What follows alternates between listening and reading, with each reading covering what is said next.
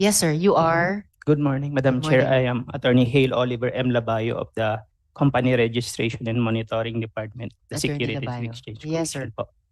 Magandang umaga po. Magandang umaga. So,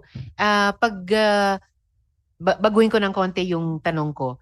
Kapag may POGO pupunta sa SEC para i-amend yung kanilang articles bilang BPO na, anong vigilance ang i-exercise ng SEC para siguruhin na di na lang nila ulit lolokohin yung gobyerno?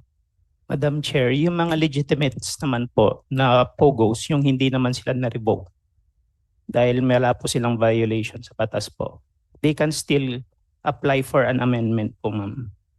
Papunta po sa BPO, ma'am. Provided naman po, ma'am, nagpalagay naman po kami ng kuletilya na susunod po sila sa batas.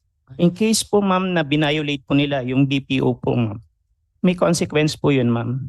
Magkakaroon po ng revocation proceedings dahil hindi na po nila sinunod yung kanilang primary purpose or other business purposes po, Madam Chair.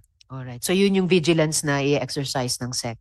Yes po, Madam Chair. Pero siguro naman kung notorious na POGO na may record ng criminal activity, iba na yun. Ano po? Iba na po yan, Madam Chair. Yung mga na pag subject po ng mga legislative hearings na po, Madam Chair, yung iba po doon is revoked na po. So hindi na po sila pwedeng mag-engage sa BPO naman po, Madam Chair. Alright. Or kung nasa datos ng PAOK Yes po, Madam na Chair. implicated in criminal activities Yes po. under the guise of POGO operations. Yes po, Madam Chair. Alright po. Lahat po nung, hindi ko ma-confirm lahat ng data, Madam Chair, pero almost lahat po na declared na po na nasa PAOK po or na subject for legislative hearings po, ang iba po doon is revoked na po yung status nila. Meaning, Madam Chair, wala na po silang juridical personality to engage in other businesses po. Kahit POGO pa man yun or other businesses po, hindi na po sila dapat nag-engage ng business po. Alright. Hindi talaga dapat, and I hope that the SEC will be vigilant about that. No? Kumbaga maging guardrail din kayo laban sa pagtakbo sa inyo ng POGO na revoke na ang lisensya noon pa, guilty of criminal activity, tapos magbabagong anyo na lang bilang BPO. Otherwise, parang gumawa lang kayo ng dagdag problema para sa commission. No? Parang kumuha ng bato at ipukol sa ulo. So, salamat po para dyan, Attorney. I have a couple more questions for the SEC. Will you continue to address them, Attorney Labayo? If it's within my purview of my Yes. functions po, Thank Madam you. Chair, kaya. So, sa Yatays pa, yung pinakita ko kanina, may flyers ng currency exchange for gray market businesses. Sa Telegram, ang Nine Dynasty rin ay may currency exchange platform. Hindi po babawal yan kung walang lisensya mula sa SEC? Ma'am, may I give a minutes lang, ma'am, para ma-review po yung corporate details po ni Nine Dynasty Group. Yes, please do that. Idagdag nyo na po sa pag-research nyo. Kung ang purpose ng kumpanya sa registration ay travel and tour. So actually, hindi nga nila inamin yung pagkaalam ng PAOK sa kanila na gaming operations. Ang registered ng Nine Dynasty Group ay travel and tour. So di po ba illegal na mag-operate din ng currency exchange business yung Nine Dynasty na iyan? Bukod pa sa gaming operations. Ma'am, kung Yes, Attorney. Madam Chair, kung mag-operate po sila ng foreign exchange po, dapat mayroon po silang endorsement coming from the Bangko Sentral of the Pilipinas po. Madam Chair, may I read po yung primary purpose po ni Nine Dynasty Group po. Alright. Maiksi lang naman Yes. yan, di ba? Yes, please Opo. proceed.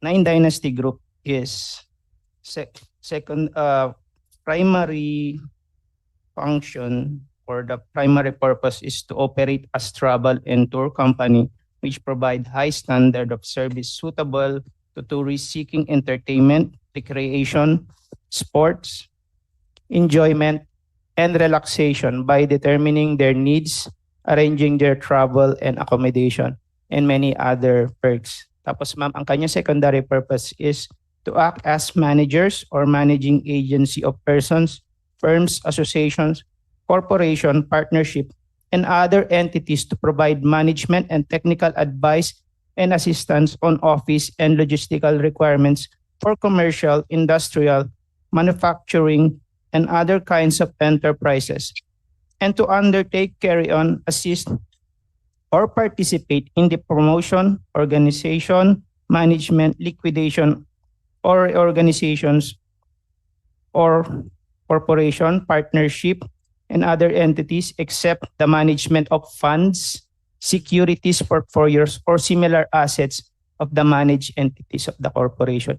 Yun po, Madam Chair, ang kanyang primary at saka secondary purpose po. So, hindi po listed po yung foreign exchange po. That's right. Salamat, attorney. Hindi listed yung gaming operations, hindi rin listed yung foreign exchange. And in fact, dito sa secondary purpose, may exception pa, except management of funds and securities. So bukod po sa, kung pag-check namin sa Bangko Sentral, hindi nila endorsed ang Nine Dynasty Group para sa currency exchange, wala rin silang lisensya para doon mula sa SEC. Tama po ba?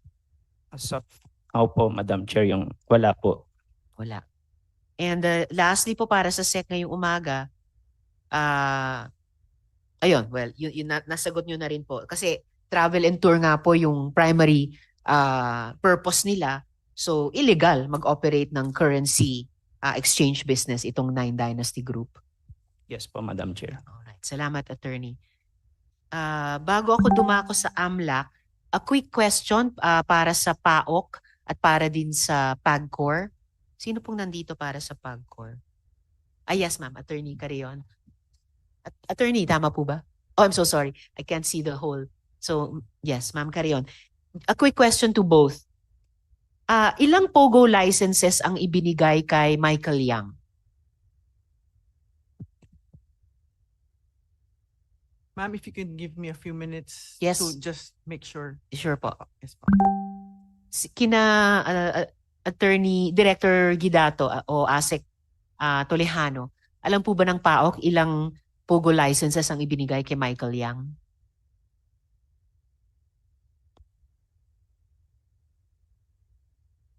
We will ask. Yes, please. And could you let the committee know within this hearing?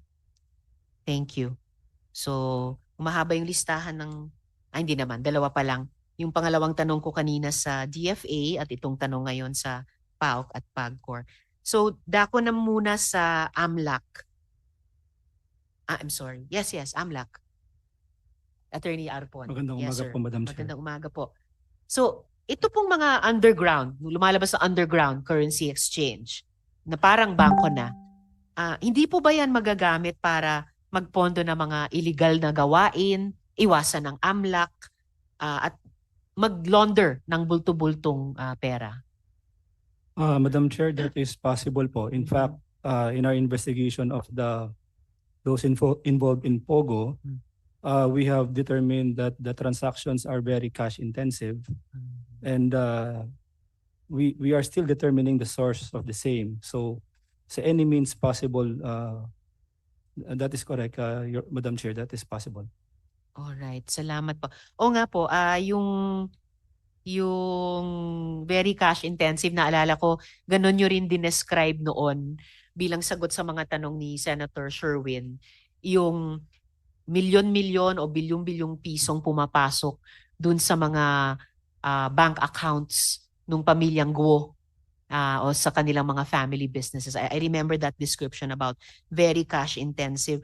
And given the findings naman po on the co-accused of Lin Baoyin and Zhang Ruijin, itong mga incorporators ni Guo Huaping sa Bamban, na mayroong illegal activity sa Pilipinas, itong mga co-incorporators o co-accused, pinalalawak din ba ng AMLAC yung web ninyo para tumingin din sa kanilang financial transactions?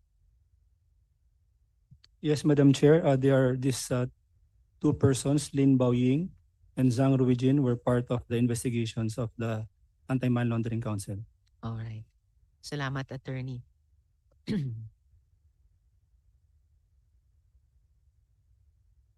Follow up lamang po. before I Mm. let you go for now. Aware po ba ang AMLAC sa anumang unregistered e-wallets na nag-ooperate dito sa Pilipinas? Your Honor, only those which are registered and supervised by the BSP are reporting institutions to the AMLC, Your Honor. So the AMLC would not be in a position to determine if there are other platforms or means being utilized which are unregistered, Your Honor. All right, salamat. So another question na the committee will have to post to the Bangko Sentral. Salamat po, Attorney. Bago ko balikan yung PAOK at saka PAGCOR, balikan ko muna yung Department of Foreign Affairs. So, Yusek, may sagot na po ba tayo dun sa naiwan nating tanong tungkol dun sa findings ninyo kung meron na sa incorporators, co-incorporators, co-conspirators ni na Zhang Ruijin saka Lin Baoyin. May findings na ba sa dalawang taong itong mga incorporators ni Guo Huaping, Yusek? Thank you, Madam. Just again, what we have so far is our reporting from Philippine Embassy in Singapore. So ito si Mr. Zhang at si Ms. Lin were among the 10 foreign nationals busted in Singapore's record money laundering case in 2023, worth over 3 billion Singapore dollars. So we had, I believe also earlier, ma'am, we submitted the report, which contains information from our post in Singapore. So basically, to recap, their Philippine connections included the following. So Mr. Zhang had $37.2 million worth of shares in a Philippine real estate development company, but the company was not named. And Ms. Lin had reportedly owned a property in the Philippines worth 5.7 million. But the update... Dollars or pesos, sir? Dollars, ma'am. Dollars, okay. Is this- Yes, sir, and the updates. Yes. So the update to that is, well, of course, our posts, particularly Singapore and those in Asia, are closely monitoring developments. The latest development is that the two individuals also have Cambodian citizenship. So they were deported to Cambodia in July 2024. All right. So, but we continue to monitor, but those are the major developments as of now, Madam. Thank you. Thank you, Yusek. This 5.7, if I heard it right, $1 million worth of property of Lin Baoyin, where in the Philippines is that? Or is that in another country, Yusek? In the Philippines. In the ma'am. Philippines. Where in the Philippines is that? We don't have that information, but we're asking our post to, again, try to find more detail, but as of now, we don't have the exact location now. Yes, please. And is the embassy also trying to identify the Philippine company in which Zhang Ruijin has interest worth, did I get it correctly? $37.2 million Yes, ma'am, of shares, yes. of shares. Yes. Is the embassy trying to identify this We company? were trying, but we don't, when we have an update, we will inform you, ma'am. Yes, please. Thank you. Ang SEC po ba nalalaman kung anong kumpanya ito na may $37.2 million worth of shares si Zhang Ruijin? Madam Chair, siguro dahil manual na po yung paghahanap ng tao, maybe allowed a ample time to Yes, look please.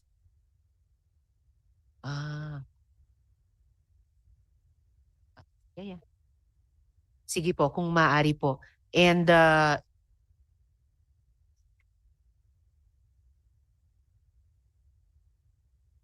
the committee will also request the Land Registration Authority for information para pagtulungan na lang ng komite at ng department, Yusek, yung location nitong lupang pagmamay-ari naman ni Lin Baoyin worth $5.7 million. Just to follow up, Yusek, the DFA submitted information on the co-conspirators of Zhang and Lin, namely Wang Shuiming, Wang Bingang, and Su Jianfeng. Other co-accused sila. nina Zhang at Lin. Could you share your findings on these three individuals? Yes, ma'am. Again, these are mainly from press reports in Singapore, but reported by our post. Ms. Xu Wenjiang and Wang Baosen were reported to have worked for a remote gambling business based in the Philippines, which Mhm. targeted people in China. Which targeted? People in China. Ah. The POGO modus operandi. Mhm. Then Sir Wang Shuiming, who was also convicted, told investigators that his funds came from gambling winnings and real estate investments in the Philippines. So Bingang and Su Jianfeng are associated with POGOs, according to your findings. And Wang Swimming is associated with gaming and real estate here in the Philippines. Yes, ma'am. All right. So these are your findings on these three Yes. individuals co-accused with Yes. Zhang and Lin.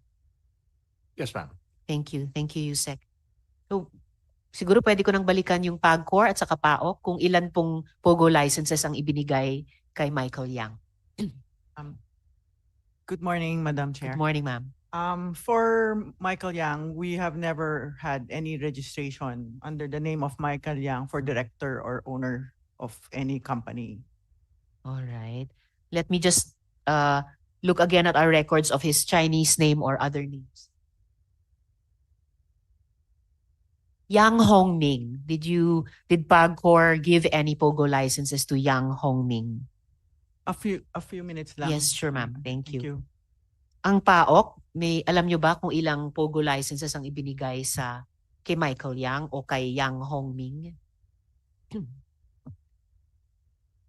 There were reports that he has several companies, ma'am. But ang problem po doon sa amin during the investigation is that most of these personalities, they have their own fronts. Mga iba po yung nakalagay sa kanilang mga Securities and Exchange Commission documents. Mhm. Kaya po hindi mo talaga ma-attribute sa kanila directly. Mm. So PAOK has no number on the number of POGO licenses given to Yang Hongming or Michael Yang. Yes, ma'am. There were reports Yes. that they own these companies, but of course, when you look directly at the records, you cannot see their hands on it. Mm.